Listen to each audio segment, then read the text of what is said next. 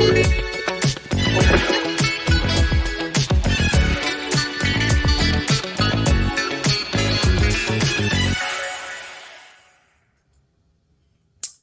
everyone. Welcome to the Be Better Podcast. I'm Dr. Perkins, your host. Today I have an exciting podcast with an educational panel joining me. It is called Be Better with REENERGIZing Education. Somewhere along the line, education has lost its respect, and us educators need to get that back. We need to work partnership in hand with parents, with the community, with everyone to really get education back up to the level we know it can be. I have a guest panel with me. Thank you so much, ladies, for joining me. How are you guys feeling today? Good. Thank you. Feeling great. Thanks for having us. All right. Give me more energy than that. Come on. Good. Thank you. All right. I need some more energy. Can I have both of you, please, just do a short introduction so the people, the audience, know who you are. Dr. Smith, can you lead us off, please? Okay, I am Darlene Smith Raybon, and I am hailing from Arizona, where it's hot, hot, hot. I have had over 25 years of experience in education, including division director of an Indian community. I was also a director of special education and ELL. I've gone from being a classroom educator, special education teacher, and administrator. I also currently consult with my own agency, which is called Educational Consulting and Advisory Services. And I also am the founder of Hope Key, which is a nonprofit organization. And our mission is to interrupt the school to prison pipeline through mentorship, tutoring, and training support programs. And I also have 4 grandchildren. I just had to put that in. Awesome. What are their ages? Do you know? Yes. All right. This is the grandparent test. 7, 4, 6. I only have one little girl. She's 6. And I also have a 9-month-old. All right. Ding, ding, ding, ding, ding. You are correct. You get to stay on. Thank you. Thank you so much, Dr. Smith, for joining us. Keith, please tell us about yourself. Sure. Well, I will start by saying I don't have any grandkids yet, and I'm hoping to get about 10 more years out of the kids that I do have before they make me grandparents. My oldest is 22, and I have 5 kids, and we are here in Virginia. We used to live in Maryland and Baltimore. And so my career has run the gamut. Gosh, I have been a substitute teacher. I've been a math teacher. I've been a STEM coach. I've been a curriculum and instruction director in Baltimore City and Baltimore County Public Schools. And before I became a teacher, I actually worked in community engagement with the government, Department of Social Services, Department of Parole and Probation, Public Safety, all of those things. And I work with ex-offenders, actually. So I was glad to hear that, Dr. Smith, in trying to make sure that their reentry goes smoothly. And I asked myself, how can I get to my lovely citizens before they come to me in this situation? And for me, education was the answer. And education has always been a pursuit of impact for me to change the community and change what comes out of schools so that we're interrupting that pipeline. And it has always, for me, been this idea of like, how can I reach more people? How can I go after more people and reach them before they get into some of the conditions that we see? And so when I left education, I actually went to the Center for Government Excellence, which is through Johns Hopkins University. And I was one of the directors there teaching governments to use data to make decisions. And through that work, I learned a lot about systems change initiatives. I learned a lot about large kind of change initiatives on a grand scale, systems leadership, and understanding what needs to be in place in order to really impact at a ground level in communities. And I'm so glad because now, working for the Partnership for Leaders in Education as one of the senior directors there, I feel like I've been able to marry all of the skills that I bring to the table from all of the different aspects of the work that I've done, from learning about systems change and systems leadership, to my work in education with students and teachers, and with the district, and being able to put that together so that now we're able to help districts do the work of transformation, and change systems within their schools for the betterment of students. So I'm glad to be here. Audience, that's why I have this panel. We're short one member. That's okay. Maybe she'll join us. Maybe life has happened for her. That's okay. Thank you so much in advance, truly, for the knowledge you're about to share with the audience. Audience, as you know, Dr. Perkins, I've been blessed to have a now 31-year career in education. School teacher at one point, vice principal, principal, director, and retired as a 9-year superintendent. And now I went back into the field to coach principals and teachers, and I do my consulting on the side to help other organizations. So you're going to get a wealth of knowledge today, so put your seat belts on. First question, panel. What do you see as current issues, concerns, frustrations in education? Well, okay. The most concerning part of education to me right now is just the quality of education, the lack of highly qualified teachers that are in the field, entering the field. Um, and I know that the pandemic has caused a lot of disruption in learning. And even though we're like, what, 2, 3 years out of the pandemic, we're still suffering from um, the effects of the pandemic. I think it's lack of investment in education, resulting in resources and the support not being there for students and teachers. I think that that's one of my biggest hurdles for education right now, is the lack of investment and just the vicious cycle that we have, um, for students and teachers, and especially the deprived areas. Sure. I think for me, I'll say recently I went to a results count webinar, results based accountability webinar, and one of the activities was for us to do a gallery walk of the past 20 years of data over the past 20 years, and a lot of it was quality of life indicators. Most of it was in education. It was reading level, disaggregated by race and ethnicity. It was graduation levels. It was, access to certain support and basic needs.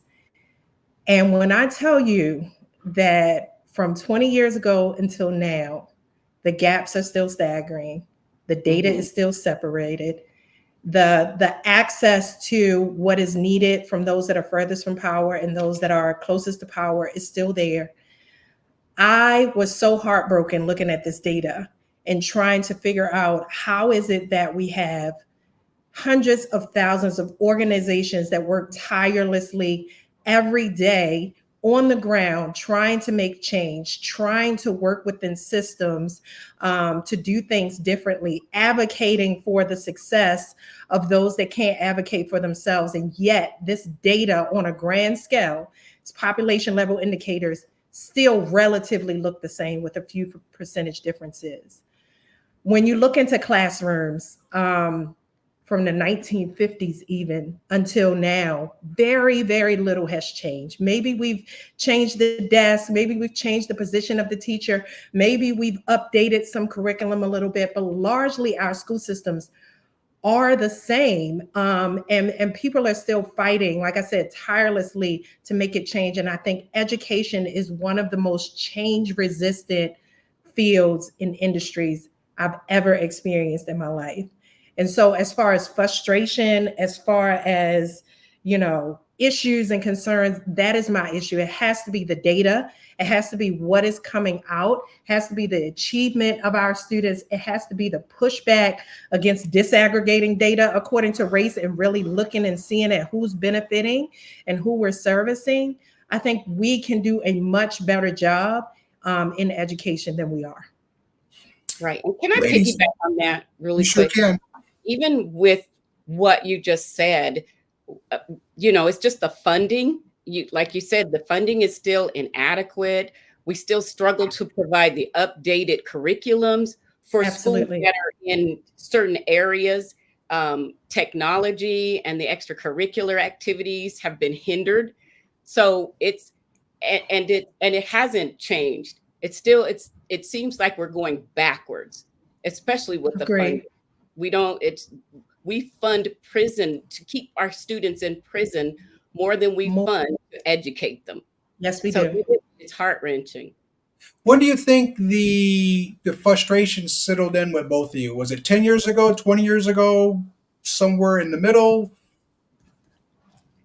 So, like I said, I think for me, back when I was working with ex-offenders, back when I was in the mayor's office of employment development in Baltimore City, when I was working for parole and probation, the Maryland State Department of Public Safety and Corrections, and me seeing our population of men, young men, coming through my office to get help with trying to get back into community and trying to have gainful employment and trying to get training. I think back then is when I realized that something needed to be different, which is why I went into education. My background was a sociologist, which is why data is probably more my focal point than the average person. But I was a sociologist by trade, and I trained and taught myself how to become a teacher, how to become a math teacher, in order to take the practice, in order to get into classrooms, only to experience the same bureaucracy that I felt like I was experiencing in the community, which is a general pushback. And I'm not even sure how to explain it. Just the microaggression is slight. It's just a general pushback of like, no, we're going to keep things the same. I know you have all of these great ideas. I know that you want to do this in the classroom. I know that you want to do that. And to some extent, they'll allow you to do it. But there's still just, you kind of feel it suddenly. Just a pushback, just a slight pushback of we're going to remain in our status quo. And so this was years ago. I realized Like this, early particularly in Baltimore City. 2000s? Yes, early to late 2000s, probably Okay. 2007 is when I was working for the mayor's office of employment and development. Yes. Okay. Yeah. And mine was probably more the early 2000s, probably even the late 90s, where I started my dissertation and I started researching more on how schools functioned and how schools worked with the minority populations and how students were becoming disenfranchised in school. And I could see it myself because at that time, I worked with junior high. So I taught 7th and 8th grade, and I could see how they were slipping through the cracks, and nothing was really being done about it except putting them, referring them to special education. But there was nothing being done to find out what the root problem was with these kids becoming disenfranchised with school. And at that time, I think we started seeing a change in the teacher roles. Like we had the teachers from just the alternate certifications, Teaching for America. They were started introducing teachers that had not been trained to teach. Which is the program that I went through, Baltimore Yes. City Teaching Residency. Yes. Yeah. And some of those teachers were excellent, but some of the teachers came in and didn't have all of the qualifications that teachers had that went through the regular Absolutely programs because of the shortage of teachers. And I don't blame them because they needed to put teachers in classes. But I've even known some teachers from Teach from America that went to administration, that went into the directorships, that came in with a lot of wonderful ideas. But then even after that, you started getting from troops to teachers, or what was that program where they started bringing them from the military? Then even in Arizona, and I'm just showing the slide, in Arizona, when Ducey was governor, he started putting people in classrooms that had a high school diploma that was going to get their education degree, that was in an education degree program, but hadn't graduated. So that's just where I saw the slide, and I saw where students weren't getting the support and what they really needed from trained Yeah. individuals, really Yeah. qualified teachers to be there to meet their needs. I heard So change. Go ahead. I just wanted to talk a little bit about my experience, even as a student, in seeing the difference, if that's okay. So, in Baltimore City, is where I was born and raised, my mother, when I first went to high school, I lived in Towson, Maryland, which is considered a very affluent area of Baltimore County. Not a lot of houses for sale. Not a lot of people are able to kind of move into Towson. And so I was able to go to the school, the Carver Center for Arts, which was an art school, one of the best schools in Baltimore County, as far as being able to take a major, and being able to pursue different pathways after secondary. My major was business communication, and I went there for 2 years. I went there for ninth, and I went there for 10th grade. At the end of 10th grade, they realized that we lived in the city and quickly shipped me out. And so I get this two world thing, this version of my life with two worlds: the world where I went to Baltimore County School Center for Arts, and this world where I went into the city, Baltimore City, and I went to what is supposed to be the best school in Baltimore City, Baltimore Polytechnic Institute. And what I learned through that experience, even as a high schooler, was that an average school in the suburbs is still better than the best school in an Mhm. urban city district. And so my experience was, my teachers cared for me. I felt safe. I felt like I had relationships with my teachers there. I would hang out with them during lunch, afterwards, whatever. It was just a different experience when I got to Baltimore Polytechnic Institute. Again, the number one school in Baltimore City for math, for engineering. I did not have a math teacher my entire senior year. So we're talking about this teacher shortage, this issue of trying to find teachers, good teachers in different areas. Here I was going to a school where they were able to find a business management teacher, a coding teacher, a keyboarding teacher. We had cosmetology. We had all of these different things. And I go into the number one school in Baltimore City, and we did not have a calculus teacher. There were some other vacancies that were in the school. I just remember it being a tougher environment, just a stark difference. And even at 16, I was able to see the difference between my two realities and the two worlds. And I appreciate both experiences, because I don't think I would be who I am without both of those types of experiences. But there were stark differences. Mm-hmm. And that hits on my next question. Why? You guys answered it. I heard change resistance. I heard leadership. The old guard is still guarding and not wanting to improve, evolve. I heard certification issues. I heard there's a difference between urban and rural, which I experienced. Dr. Smith, you joined me at one of my school districts as my director of special education and English language. And we were fighting for just buildings. Yes. Yeah. We were fighting for programming, from basic stuff to art, PE, music, the typical things you should have. And I wanted to also go beyond that and do some innovative things like CTE, which is already around the nation and has been for a while, just in the rural setting. Yep. But then the community I lived in the urban setting, could easily get a bond pass, an override pass, and get everything they wanted. They, wink, wink, put together a sports medicine building, which was also a wink, wink workout center for their football team and their baseball teams. So, like you said, it's easy to get things in certain areas if the Yes. people are there to support it. So, Yes.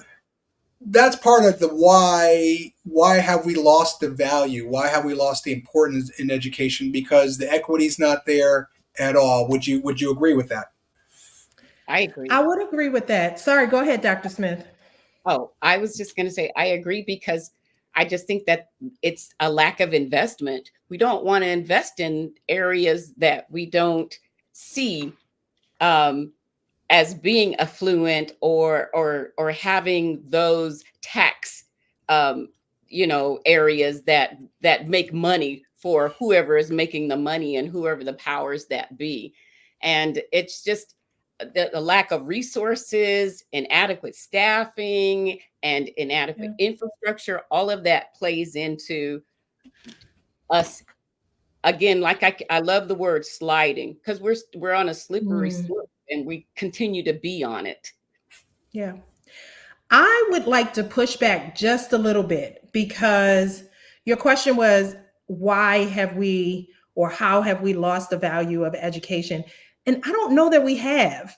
I know the sense that we're talking about, but I believe that we know exactly the power of education. We know exactly the value of education, which I would say is the reason why certain schools in some areas and certain schools in other areas have this issue, why we have this redlining issue, why we have this issue of funding and resources and access, because we understand the value of education.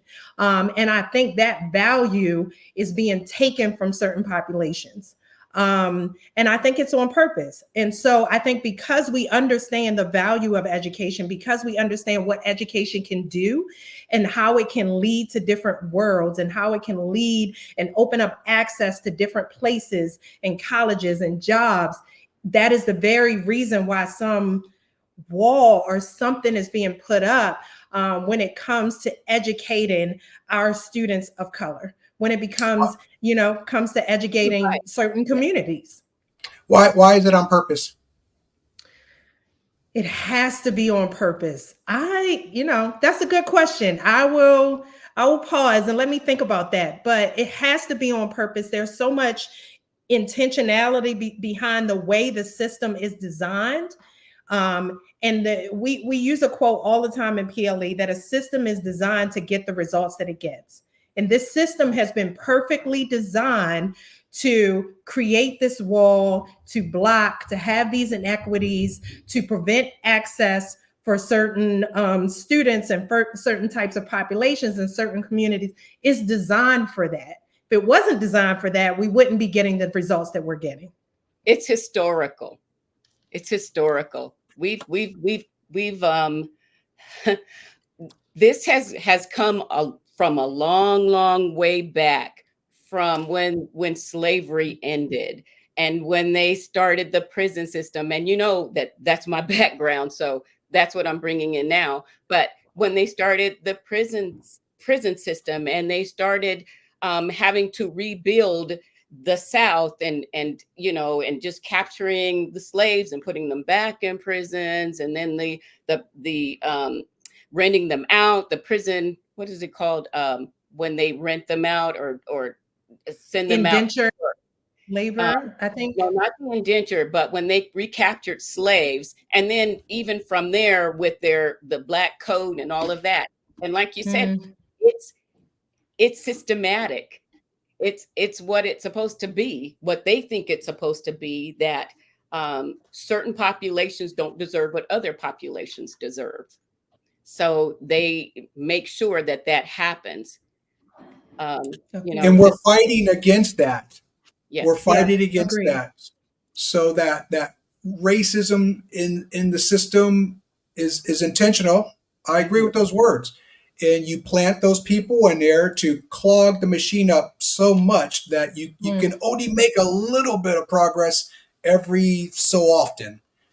And you keep throwing money at it. Is that the answer? The yeah. politicians, is that the answer? In my professional opinion, and I said this at a keynote about 6 months ago, I believe every politician, it should be mandated that they're in classrooms twice a month so they can really get a feel for Right. education. So when they go back to the Capitol, I love that. they can truly make real decisions for us. I saw a shake of a head. Any But how, comments?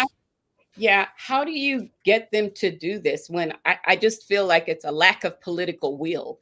They prioritize education and invest in areas that need that to be done. So Mm, who are the politicians that are going to come and sit in the classrooms and be able to say, okay, we need to do better in this area? And again, I'm not asking you, I'm just throwing that out, but I know it's us, the people that have to vote certain politicians in. And then that comes again to voting. We have to vote. We have to vote people in to make sure that we are receiving the services that we deserve. Yeah. So Anthony, I am so glad that you said that. I believe that wholeheartedly that this is a group effort. I mentioned earlier that I worked for the Center for Government Excellence through Johns Hopkins University, and our job, we were funded by Bloomberg, and our job was to teach cities to use data to make decisions. There are some cities in this country who are completely separate from their school districts. And there are some cities that have mayor run schools, meaning that they replace the elected board in control of the schools. And so my opinion is exactly yours.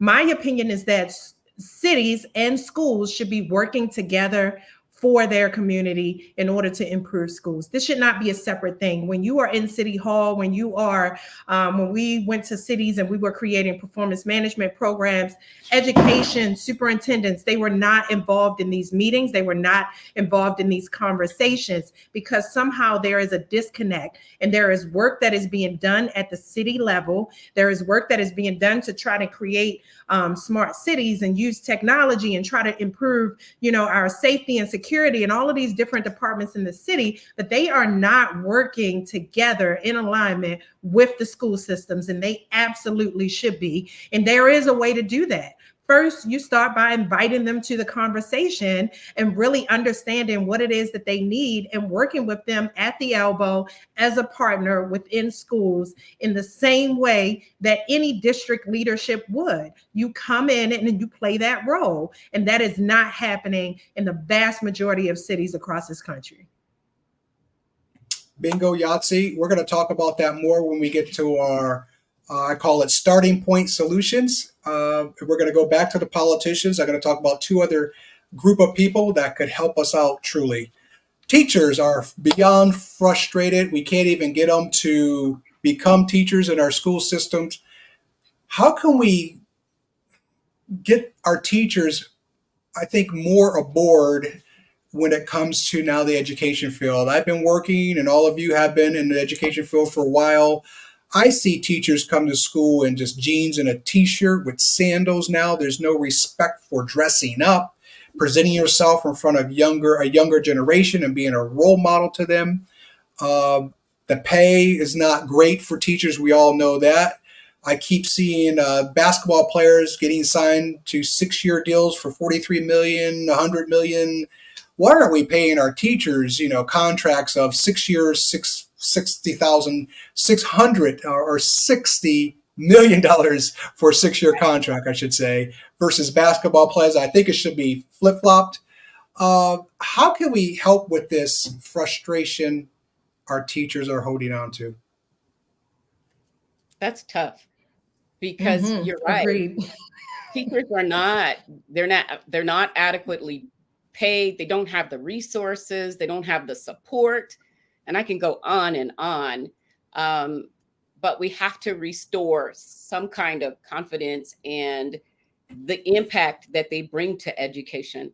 And again, it goes with the pay. And even in our state, we don't have a huge teachers. What do they call the people that back the teachers? We don't have a big teacher union here, and I think that that's one of the issues here is the union that supports the teachers and fights for the teachers for on those levels. I know when I had worked in Detroit for a couple of years as a teacher, and it was night and day the union support that the teachers in Detroit got compared to the teachers here in Arizona, because we are a right to work state also. But I just think that that's the biggest issue is the teacher pay. And along with pay comes, everything else, higher quality. I will speak from my experience as a teacher. I think, as I stated earlier, I was a sociologist, and so I was an analyst for the state while I was studying to become a teacher, I would sit at my desk and read my praxis book. I wanted so badly to get into the classrooms and make a difference. I still feel like teaching was what I was meant to do. And I do that now on a different level with adults. And brings me so much joy and happiness to teach. With that being said, when I got into the classroom, I think that my idea of teaching was not what I experienced. And I imagine that my experience is similar to what is being experienced now in the classroom. When I got there, I realized that everything that I taught, even though it was through the Baltimore City Teaching Residency, TFA, did not prepare me to be in the classroom. When I got there, I realized that there was a lot of bureaucracy and red tape that kept me from giving students exactly what they needed and what they deserved. There were several times when I had conversations with leadership about doing something that was the opposite of what a student needed, because it was what was going to get us the numbers. There were several times where I stayed up until midnight or later trying to write my own curriculum because the school I was at did not have it. There were so many cookouts, family events where I had to bring my computer and lesson plan and grade. And I say all that to say because I put in so much time, energy, and effort only for someone to tell me that I wasn't doing it right, or I needed to change how I was doing it, or what have you. And I think that teachers have all the responsibility of what happens in the classroom and no support. And that makes a very difficult job. I think a lot of teachers are in the position because of their passion, not because of pay. They're in the position because of, hearing back from that one student that said that you made a difference, and not because of leadership saying you're making a difference. I think it is the only position in the world where you have to create your own successes and nobody is, bringing those to your attention or to anybody else's attention. It is a lonely job when you get into it. And it shouldn't be like that. It should be so much better. And I think that one of the things that School of Education and other places that prep teachers fail to do is really teach them to be a teacher. It's a lot of teachers that don't know how to look at data to make decisions, that don't know how to use data. It's a lot of teachers that don't know how to write curriculum, and should they? And I think that one of the important things is that the Partnership for Leaders in Education believes that the districts should be more of a support than most districts are. And so we're reteaching and training districts to do that work, to go back into the school level, back into the school system, to make sure that those that are on the ground with students have the support that they need. But I think it's just a plethora of things that have kind of hit this position and made it less desirable for folks. I concur. Mm-hmm. I believe it's so massive that just getting back to the basics would be a great start. Pumping up the pay a little bit more, listening to teachers, supporting teachers. When you have to say no to teachers, simply go, this is why we can't do it. The data says X, or we don't have the funding right now. Let's see if we can do it next year. Just that respect, that professional level of respect. Just, I think getting back to the basics is a strong start. And training. Training. Training is so important for teachers. Yeah. I said this years ago, probably 10, 12, 13 years ago I was on a panel, and my concern was that we're going to water down education so much with certification, with this and that. And we've gotten to that point now where you can enter into a classroom not certified, but in the process. Right. And then you have, okay, now we have to teach this teacher while he or she is learning. Right. So you got that as, okay, we got a body in here, but we don't want it just to be a body. We want it to have purpose, want it to have passion, want it to have knowledge. But we're training that person while they're training at the university at night. It's So tough. it's a That's a tough. hard thing. Yeah. Yeah. For It's a hard. anybody to do that, to be in the job and you're still learning how to do the job and you're being trained and coached, and it's tough. Teaching is a job that lasts hours after the classroom is over. And so Yeah. part of those hours, I'm going to be still in the classroom myself learning. That's tough. That's a tough position to put anyone in. Yeah. And even with that, besides the PDs, the professional development that teachers need to have ongoing, consistently, constantly, it's dealing with kids in their classes that they are not prepared to deal with. So that Yes, even makes agreed. it harder. You're trying to learn how to be a teacher, but you don't know how to deal with the little people that are in front of you. Yeah. And it's even changing from when I was teaching. When I was teaching years and years ago, kids are so much different today than they were Yes. Mm, back then. agreed. So it's a rough start going into a classroom, not knowing what you're doing and not knowing how to deal with the people in front of you. And you're Would you? dealing with students who are coming to you and maybe they didn't get everything they need previously because they were dealing with Right. another teacher who was in a similar. So this perpetuates like a harm that just goes from one grade to another, and it's Yep. hard to catch it and stop it before it festers. Right. So we have that element where the teacher's fully not prepared, and like you guys just hit the nail on the head of, say I'm in third grade, little Anthony's in third grade. I'm supposed to learn all the essential standards by the end of my third grade, but I only learn 60% of them. Now Mhm. I'm promoted to fourth grade. And Right. can't Same thing. and can't 70% essential standards. Now I go to fifth, so on Mm. and so forth. You get the trend here. Yes. My achievement gap is just getting wider and wider as I It's go heartbreaking. up the grade level. Up and then now I'm in high school. You add on the peer pressure in high school, your body's changing, you're trying to fit in. Does she like me? He like me? Then add on, how's my home life? Is there Yeah, dysfunction at home? Yeah. So all exactly. these elements are adding up. And I say this in a speech where, and this is a fact, when we have high school dropouts, if a female drops out of high school, a female, they lose 10 years of life.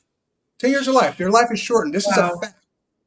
Yeah. A male drops out, they lose 13 and a half years of life. Yes. So I tell So the heartbreaking. education audience in front of me, your job is important right now. Right now. Absolutely. Because as they go up Absolutely. the ladder here, and then high school comes with all these other elements that are possibilities that can contribute to dropping out or going to prison, so forth and so on. Their life is being shortened with us in the classroom right here, right Wow. now. So yeah, when people hear that stat, they're like, "Really? I never heard that before." It's out there. Hmm. Mm, Let's talk about leadership. We talked a little bit about teachers and their frustrations and maybe getting back to the basics of paying them a little bit more, respecting them, giving them the resources, trying to guide them throughout the process. Our leaders, I think, are struggling too. Our educational leaders. What is your thoughts on our educational leadership in pre-K 12? hmm. I think it's about collective leadership, really. And I know that is something easier said than done. You know, leaders just need to work together. But I think it's deeper than that. There is this quote that I love to use. You probably heard me say it a time or two, Anthony. Um, how is it that a group of leaders who have individual IQs of 120 have a collective IQ of 60? And I love that quote because it really is the meaning of collective leadership. And it is how very smart people who have gone to all these lavish and Ivy schools of education come together to do work in a school system. And instead of working together, they bring their own agenda, they bring their own experiences and are not interested in others. I think that what education leaders have to understand is that diversity is king. Diversity is good. We need people with different experiences. We need people from the entire range of in-classroom experience. We need students, we need parents, we need community members, we need politicians, we need everybody to come to the table with the desire of having a shared vision and a collective understanding that we are in a state of emergency and we need them to work together to build this bridge. And there can't be any fighting because that just delays us. We are trying to build a bridge that brings together or lessens the gap that you just talked about earlier that we're seeing, and folks are fighting and not on the same page. We need everybody to work together. Mm-hmm. And I love that holistic approach. Everybody has to come in. All of the stakeholders have to have a part in it. And I think that leadership has to be more investing. They have to invest in the teacher development programs. They have to help ensure that teachers are well equipped to handle the challenges that they face in classrooms every day. Not even just in classrooms, but with parents, bringing parents in and making sure that they're part of the discussion too, and not avoiding because they are not comfortable with talking to certain people, parents that belong to these children, and just promoting professionalism, within the system. I think that that's a big important part of leadership. I want to pause and show you an image right now. This is what I see a lot in education. I'm going to add this to the stage here. Or can you ladies see this? Yes. I see a lot of bosses. I don't see a lot of leaders right now. If you look at the data or the research for leadership, 9 out of 10 leaders, so-called leaders, are truly managers. They're reactive. They deal with the daily complexities. They're not leaders where they're in the trenches with their team. They're leading with them. They're collaborative, having a team have input, buy-in, making the decisions, and then coaching and observing from that point. Do you guys agree with that? What are you seeing? I absolutely agree with that. I think Partnership for Leaders in Education has this simulation that we do, and I don't want to give it away too much. But the idea of it is, when do you bring other folks into the room in order to figure out next steps versus let's get the next steps together. Let's have it all written down. Let's have it, put it in a nice bow, and let's give it to them so that they can do the work. Never shall the two meet. As opposed to, it's the beginning of an initiative. Let's bring them in the room. Let's figure out the next steps together. I think the problem here is that bosses are afraid to be vulnerable, whereas leaders are not afraid to be elbow to elbow, to get some things wrong, to be corrected in front of folks. I think bosses want to know everything that's happening. They want to know how it's being done, and they want to be able to disseminate that information. And there's no vulnerability needed because you never see me. You just get the directive. Whereas leaders are in the room and they're there with you. And I think that's what's important, being able to understand that vulnerability piece and not being afraid to build with, instead of having it all together from the beginning. Yeah. And the boss in this image represents a manager. Right. Dr. Smith, do you have any thoughts? Yes, I like the fact that leaders are there with everybody else in the trenches. They're not sitting up on a pedestal looking down at them, barking out orders or anything, but they're there working alongside. I like that perspective of leadership. And leaders give good news and bad news in person, not over the email. I see a lot of managers, when it's bad news, it's an email. It's like, no. You're a leader. Let's bring the person in and sit down eye to eye and explain to them what's going on. I call that scaredy cat leadership, but that's another topic. Let me show you another image here. What are your thoughts on this image here? I tie this into culture, team culture. Wow. That's deep. I see a lot of this. with our teachers, with our leaders, in the business world? I mean, this is education. For me, this is education. I'm in the position of help. So that it appears like I'm doing something. So it appears as if I'm trying to make change. So it appears as if, I'm here for you. You have all the tools that you need. I believe we have everything that we need to make education better. Somehow education is not better. And I have to believe, going back to what we said earlier, that it's intentional. I have to believe that this is a systemic, intentional approach that you are taking to give the appearance of helpfulness, but not really doing anything. I like that too, because I was going to say the same thing that you're saying is that we know what to do. We know what Yes. needs to be done, but we're not, but we have so many issues trying to get it done and trying to convey to others that can get it done, that it needs to be done. So what's the problem? And I concur. I think we have everything we need. Yes, Sure, could teachers use a little bit and deserve a little bit more money? Definitely. yes. Definitely. I think if we just maybe focus back to the basics, maybe on one or two things until we master that. And that might take 2, 3, 5 years, but let's focus on something. I think right now we're just way out here. Yeah. Now let's transition to starting point solutions. And I want to use this image here to guide us. How do we do this? Leaders to all the stakeholders. Mhm. I love this. Go ahead, Yeah. Dr. Smith. Pouring information.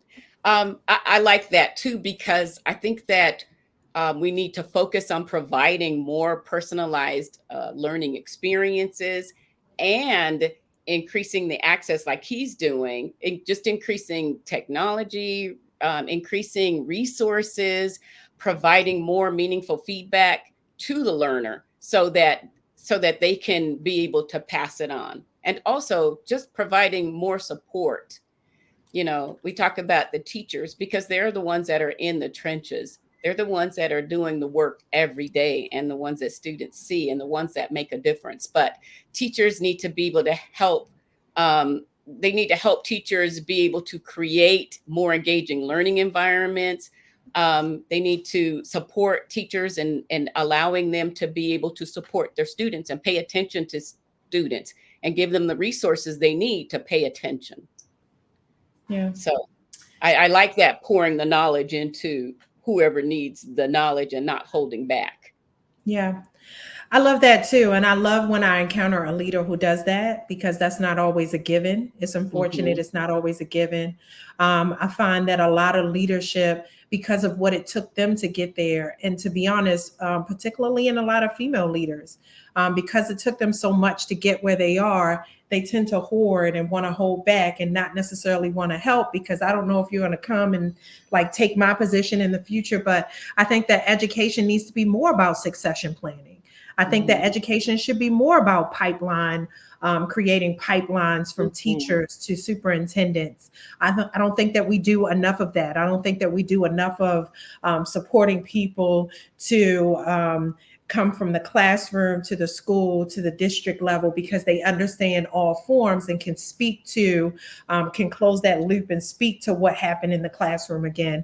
I don't think we do enough of that pouring, but I do think it is a solution. I do think it is something that will help. Don't hoard your information, don't hoard your knowledge and your Right. experiences.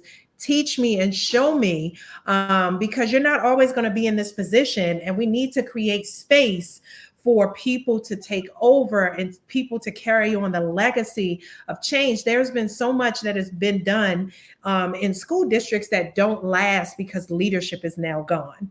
But if we as leaders take the opportunity to build those pipeline and pour into people that are underneath us, when we move and go to our next thing, the change won't move with us. Right. And you And hit the nail. I'm Go ahead, sorry. Dr. Smith.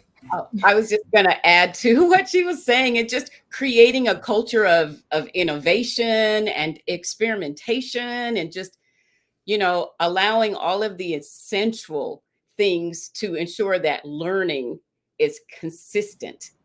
and just, Absolutely. just evolving constantly and adapting to the needs of the students and the needs of the teachers and the needs of the community. So, Learning is essential. I love that.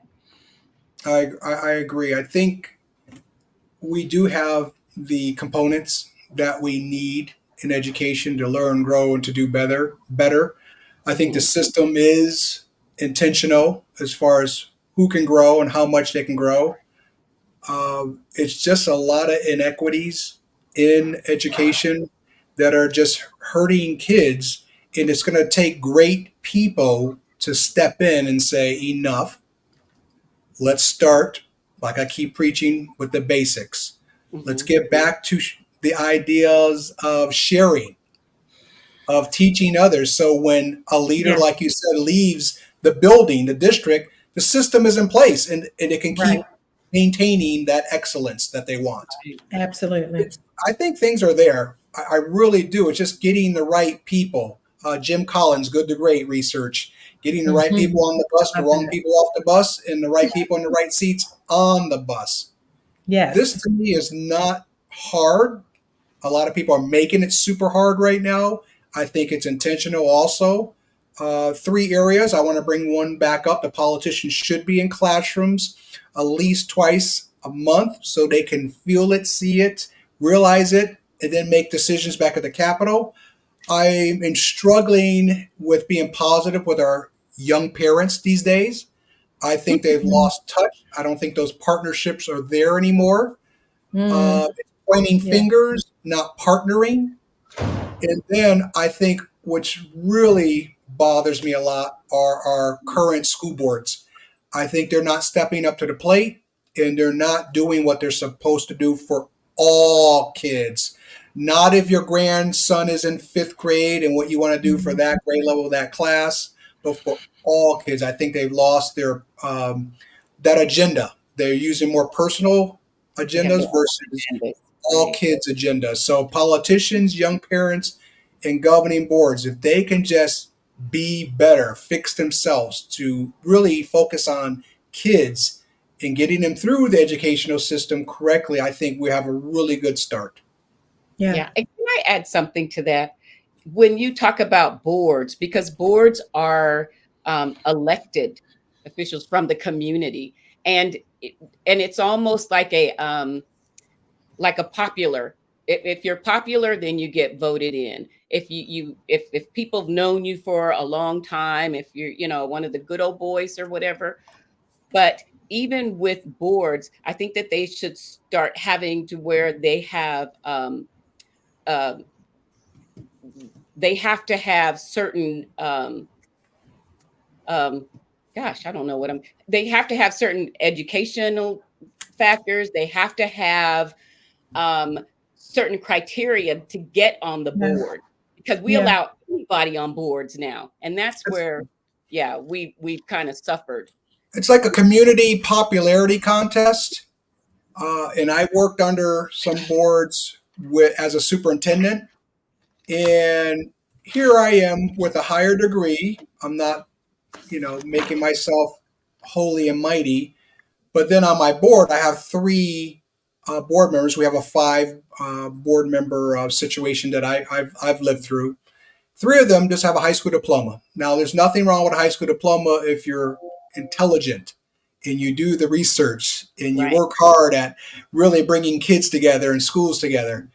But when you try to work with people who are just don't care and they've never been a teacher, a vice principal, Mm. principal, director, Right. superintendent, and they're just doing whatever the next door neighbor wants, it's really frustrating. It goes back to the systems, just putting They're the making wrong people in decisions the for system, and now they're kids. clogging up the system. Yes. Yes. So there Agreed. needs to be criteria for people even being on boards. Again, like I said, we know that, but it's not being done. So If both of you were queens for a day, how would the education system look in your world? Hmm. and in my household, I consider myself a queen every day. Yes, you do. But Love that. I think that if I were queen for a day, I would just make sure that that maybe that we started creating more incentives for teachers to stay in classrooms. Uh, you know, I go back again to the higher pay, the higher salaries to get better teachers that are more equipped, more highly qualified teachers that will stay in the classroom. Um, and they're able, when I say that, when teachers stay in classrooms, they're able to keep little butts in seats. And that means that they're able to work with these babies and make sure that they're giving them what they need to stay in the classroom, working with parents to make sure that parents understand how important education is and how important it is for them to be in the classroom and how important it is for them to partner. I also think that uh, some of the ways that we do this too is we need to look at other countries, you know, and see the things that Mm, innovative mhm. of and their approach for through education again, you know, just like Finland, Sweden, people like that. And I guess I can talk about that later, but if I was queen for a day, that's what I would do. Just make sure that we're paying attention to the needs. Yeah. When I was a math teacher, I learned about this system called judo math. And I fell in love with judo math because what it does is it marries this idea of karate and taekwondo with a belt system, um, and allows students to move at their own pace. And so when I set up this system, I went all in. I got like white, yellow, orange bracelets, blue, black. I designed the curriculum so that it matched with each of these levels. It got to the point where parents were calling me like, what are you doing? My kid is like, wants to make it to the next belt and like is excited about it and is studying and doing the homework. And kids would not go to lunch because they wanted to come to class and do their practice portion so that they can assess and move to the next level. It created a stir to the point where people were coming into my classroom and kind of reporting on the progress that was being made and the excitement that was being generated. And people around the school were like, "What belt are you on?" "I'm on blue." "No, I'm on black." And the excitement was there. And I think so much of school sucks the life out of Mhm. teachers, out of students. It makes leaders burnt out, and it shouldn't be like that. Learning should be fun. I want to bring back this idea of learning being fun, the idea that kids are doing something that excites them because learning is good, because this is something you should be doing all your life, learning. And it's not something that you have to choose TV over. It's not something that you have to choose or sacrifice spending time with your friends. It's something that you want to do. And I'm not sure all the ways to do that, but I would love for us to build a system where we put the joy back into schools, where kids want to be there, where teachers want to be there, where we are creating projects and immersive learning experiences where students see the connection between math and English and foreign language and art and history and all of these different things. And right now, things are very siloed, and you do a math project and it's just a math project. How can we make education mirror the real world? Those are the types of questions I would love to ask. Those are the types of questions that I would love to bring stakeholders in and have this design thinking conversation around what can we do in education. We have AI, we got technology, we have all of these things that are coming to light that we're not even using because education is so much in this box of what it always has been since the 50s and the 60s and the 80s, and we haven't done anything different. But what can we do different? And so for me, I would just love to explore this idea of like, what are other countries doing? How do we align courses to work together and create projects together? How do we make sure that we are invigorating students and teachers to want to be involved in this work? I love that. Just making teachers, making it fun again. When I first started teaching, Yes. it was fun. And I remember the shift. I saw the shift because, again, like I said, I've been in for so many years.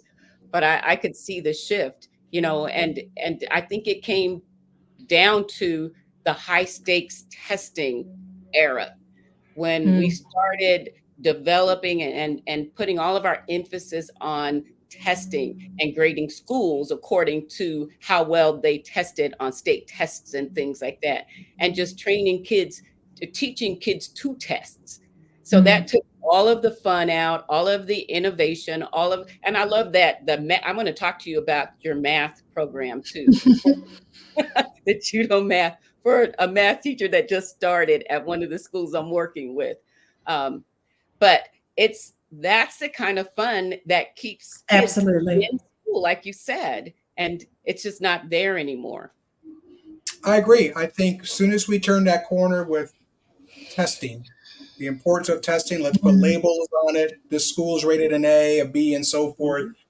Teachers admit they're teaching to the test. They're nervous. Their 301 classroom site funding, that extra money they get, is tied to that. So it's just we've gotten away from.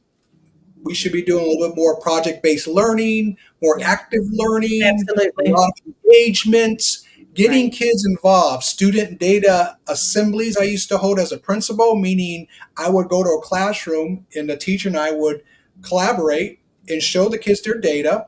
And then the Wow. teacher would take, at a kidney table, would take one set of kids, I would take another set of kids, and we'd go through individually that kid's data. Wow. Okay, Anthony, I see you got a 67 here. I'm looking at your attendance. You missed 14 days. You're tardy 7. Let's do one goal for the quarter, for the grading period, that you're here every day, that you're Mm. here every day, barring an emergency. But sitting down and giving that ownership to the kids Right. also in Yeah. this process. We talk about Agreed. parents, we talk about teachers, we talk about leaders. Let the kids, it's all about the kids, right? Let's get the Yeah. kids And they love involved that. this Yeah. too, and the kids love it. They love Yes, it. they do. The ones that are kicking and screaming, they want that structure. They really do. They really do. So just those little things. Like again, that's a basic thing. Sitting down with kids. Who would have thought of that concept? Mhm. Right. What are your final thoughts, additional thoughts, final input on this subject? We gave a lot of. We went over frustrations, concerns, leaders, teachers, now kids. We went over possible starting point solutions. What are your final thoughts? One thing that I think of is something that I heard my executive director say during one of our programs was if the state of data where we are in education, if this were the case in any other quality of life indicator, this will be considered a state of emergency. But there is so much status quo. This just, yeah, we are below expectation, but we're good. We don't need to change anything. We don't need to do anything. There's so much satisfaction with the status quo that it is alarming. And I want us to get to the point where it's shocking. It should be shocking where we are as an education system, and we should be ready at the helm, ready to move. Right. So if anybody takes away anything, is the time is now. Let's move now. The kids need us now. There is somebody, like you said, Anthony, earlier, who dropped out, and whose life is on the line. And so we need to figure out what we can do today and not wait any longer to fix the situation. I agree with everything you're saying, Akisa. But one of the things too that is very alarming to me is that, like you said, we're in status quo situation right now. But when we take education out of communities, we take life out of communities. Mm-hmm. Agree. When we don't care about education anymore, we can't grow as a community. Absolutely. And the communities that we're affecting are communities that are Black and brown communities that are being affected the most. And when Yes. we first started talking, this is not anything that's new. This is something that's systemic within these communities.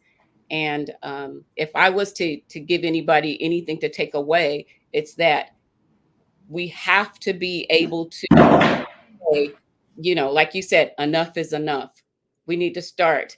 We need to start investing in our communities again, and we need to start um, making sure that we get the equity that we deserve, that our kids deserve, because we're going to Absolutely. die as a community, and it's like a runaway train. We're watching it It in is real. that much on the line for Yes, sure. yes, If you look at the educational stats year after year after year, ethnic groups, who's typically on the bottom? Native American kids. yep, And then battling right after them are African Americans, Hispanic Americans, and then Absolutely. you have Caucasian and Asians. But we're yeah, always at the middle, bottom, kids of It's the color. same trend line. This is what I Same. started off talking about. Same trend That's what you line. start. The system is in place to get the result it's supposed to. And we throw a little money at it, a little bit of this, a little bit of training, and we're maybe crawling up the ladder a little bit more, but that's it. Yeah, We should be running up that ladder. absolutely. We know how The to stat- change data. What's that? Yeah. I said we know how to change data. We We we we do. know. We We do. know. We're smart enough. yeah, Everything starts with education. If you want to be a doctor, a lawyer, a bus driver, you got to get trained to be a bus driver, cafeteria worker, you got to get trained to be a cafeteria worker. There's all kinds of certification. Everything starts with education. Being a parent. I remember when my daughter was born, a day after, my wife and I were in a class. How to be a parent, how to cook meals, formula, breastfeeding, etc., etc. Everything starts with education. yeah, And another thing I want to close with is we got to be careful of what I call the if culture. If the kids were to come to school, if the parents were to get involved, if the Mhm. politicians were to step up, Excuses. it's probably not going to happen, or it's going to happen at a really slow pace. But what can we do while we're so Now. called in the Yes. trenches working with the kids right here, right now? We got to Mm. push those aside and just keep working with the kids. And that's just showing up. That's being professional. That's being on your A game with your lesson plans. We know the money situation. If that were to improve, that'd be great. But if it doesn't, we're here for passion and purpose. Most educators would tell you not a paycheck because we know how small that paycheck is for our teachers. Mm. So, in closing, thank you so much, ladies, Of for your course. time. thank Thank you you. for building the audience's capacity. Thank you for what you do, sincerely. You're making an impact. You may not get a lot of pats on the back. I'm trying to give you one right now. How can the audience reach out to you? Are you on LinkedIn? Are you on Instagram? If they have any further questions.